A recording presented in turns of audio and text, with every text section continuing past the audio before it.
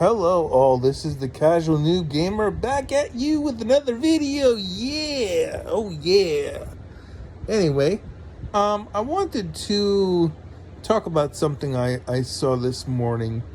I saw mentioned in a Spawnwave Newswave about Nintendo addressing game key cards, saying in some sort of interview, because there was an answer that I believe was translated that basically said the reason for, or at least one of the reasons, I guess you could say, for game key cards being used is that Nintendo wanted developers and publishers to have access to putting their games on the Nintendo Switch, which I mean I have to disagree with, because there's always the option for digital.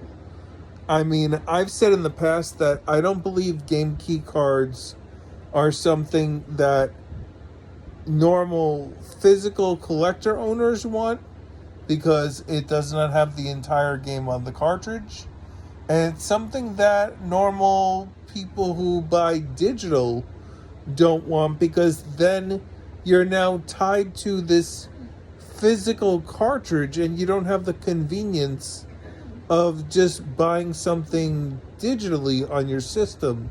Now, I do understand that for publishers slash developers that are bringing games to the system, they want to have a presence in retail, and that is, yes, I would say that it is definitely there for them, because you still could have sold a code in a box, which is what Split Fiction is doing, which I don't have the exact sales numbers, but word on the street is that game is not selling well.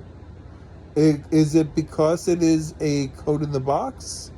I mean, is it also because, the game already previously released on Xbox and PlayStation platforms, and people have already maybe played it there, like me included, so it's kind of like, I would technically play it again from PlayStation to Xbox, because you're getting trophies slash achievements.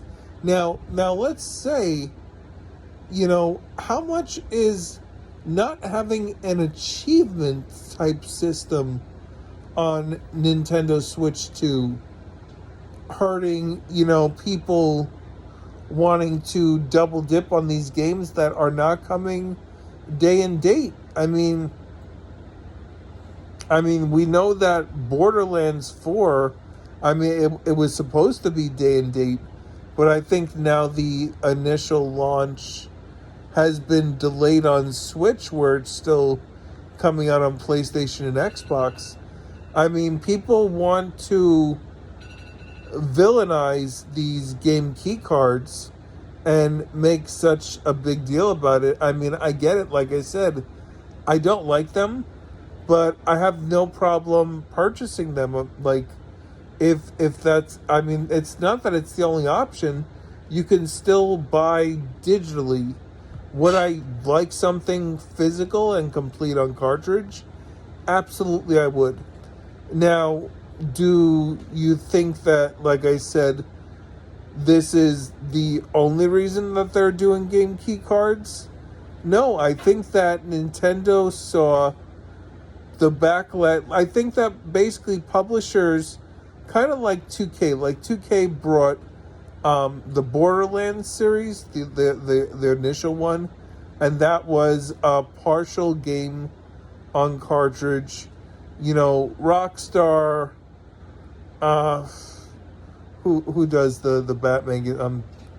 Rocksteady, is it Rocksteady or WB, whoever does the Batman games? I mean, these are games that on Switch 1 are partially on cartridge, and I think that the sales are not where it should be for the best-selling console of 150 million, but you can understand the factors on Switch why people were not buying it. I mean, the performance and the resolutions were just like subpar on Switch. I mean, you had a game like Immortals Phoenix Rising, and I mean that may have been fully on cartridge, but that game was so disgusting looking.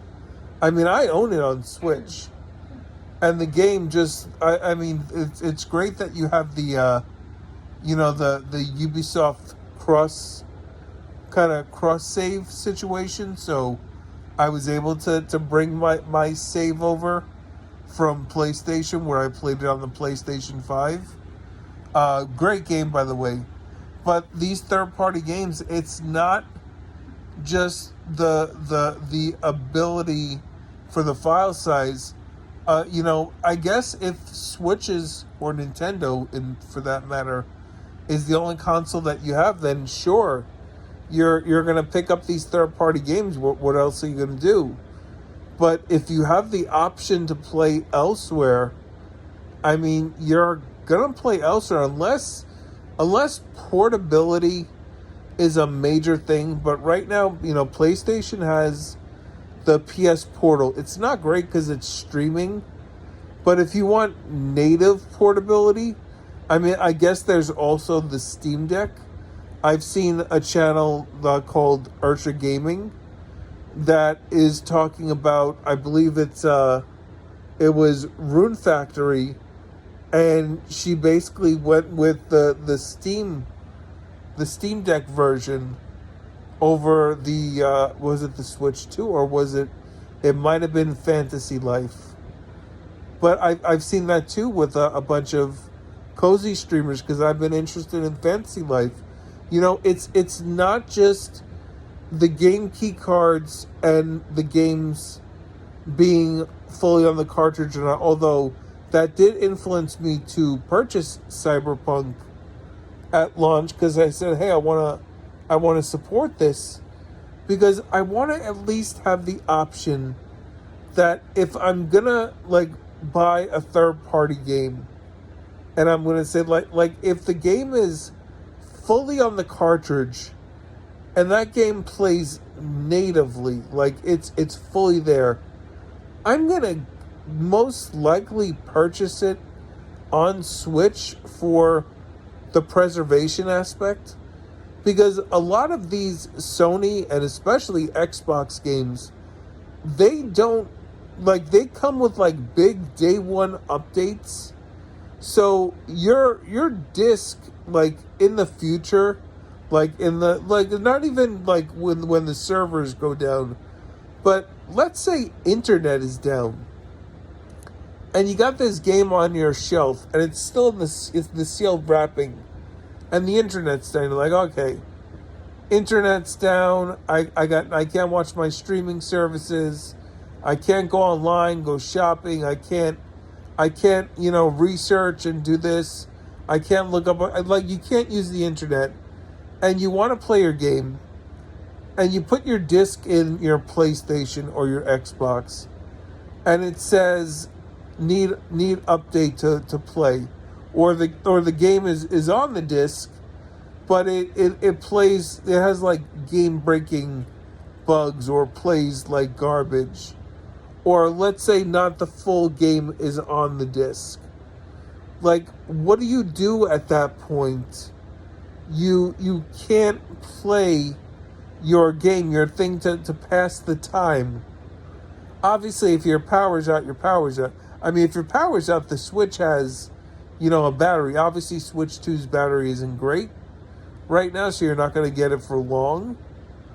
But if you have no power, you could at least play the Switch for a little bit. I mean, I had it wasn't an outage over here with electricity, but I had a quick flicker of my electricity, everything went off for a few seconds and then came back on. And my PS5 and Xbox Series systems were in rest mode, both of them, because that's how I keep them. And when I went to turn my Xbox on a few days later, after the outage, I never did anything with checking it. It was saying like my Xbox was not my home console, even though it was registered as it. And my internet wasn't working. It was just all wonky. I had to restart it. Once I restarted it, my internet started back up. But that whole home Xbox thing that lets you play your games offline, it wasn't letting me access my games on my Xbox because it couldn't like handshake with the internet to see whatever, even though, I've used the Xbox in offline mode when there's been like outages of the service because I have it as a home Xbox, but that's the first time it did that. But I mean, these are more of the issues than just having a game completely on cart and having a game key card or not. There are issues with the games other than being on the cart is what I'm trying to say. So when they were saying, oh, well, we're giving the developer publisher an opportunity to have their game, on store shelves to be able to sell it, that's more of a business thing. That's not more of a thing for the consumers, because the consumers always had the option to buy digitally. Now, if you're saying that there's no way to advertise it, I mean, that's also a thing of your eShop. If people can't see discoverability of games on your store because you're not putting curated lists or ways to discover these. Now, don't get me wrong, I appreciate the recommendation thing that they're doing, that like every Saturday it is, you can go to the Nintendo Switch 2 eShop and you could click the it's called the For You tab, and you could get 10 recommendations of games. But it recommends based on what your friends are playing and what you've played in the past and what you've bought. But the thing is that a lot of times it recommends games that I own physically, and they're installed on the system at the time, and the eShop is recommending that I buy these games. Now listen, I've double dipped before, where I've bought games digitally that I also own physically because I want that convenience of having it digital. But I wish they would stop recommending games that basically I already own, and it knows I own it because it's on my system. I've redeemed the gold points for these games. But these are just my thoughts on the I guess the interview by Nintendo of why, one of the reasons that game key cards are a thing. I mean, I guess it makes sense from a business perspective. These retailers want to have a physical presence. They want to be on store shelves. They don't want to just be digitally. So I guess without game key cards, you wouldn't have the option to even have these games on the platform. So for that, okay, fine, sure. But I mean, I think with the backlash of game key cards, a lot of retailers are going to be like, well, you're giving me an option that people are protesting, and I don't want my thing there. So, I mean, listen, if as a consumer base we want to keep protesting and making this option, we're going to have a lot less options of publishers, developers that are going to want to bring their game onto a platform with, baggage. So those are my thoughts. Like, subscribe, comment. I am the Casual Noob Gamer, and I hope you have a great day. Later.